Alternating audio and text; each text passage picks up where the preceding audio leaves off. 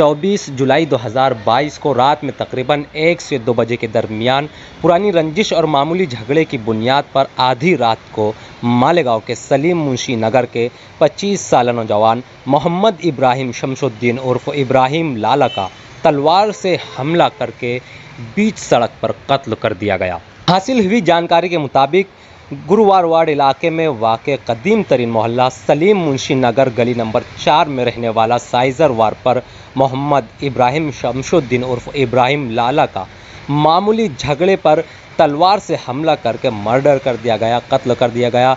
ये मामला 24 जुलाई 2022 को रात में तकरीबन 1 से 2 बजे के दरमियान पेश आया। नौजवान की उम्र 25 साल बताई गई। बताया जा रहा है कि इस नौजवान की 2 महीना पहले ही शादी हुई थी। सलीम मुंशी नगर गली नंबर 4 का रहने वाला ये नौजवान 4 महीना जमात में लगा कर भी आया था। ऐसी मालूमात गली मोहल्ले वालों से मौसूल हुई। सलीम मुंशी नगर में रात में 1 बजे से 2 बजे के दरमियान आपसी झगड़े में तलवार से हमला करने की वजह से इब्राहिम लाला नौजवान का कत्ल हो गया। आज़ाद नगर पुलिस स्टेशन में FIR दर्ज करने का काम फिलहाल जारी है। इस मामले में मुलज़िमीन फरार बताए जा रहे हैं।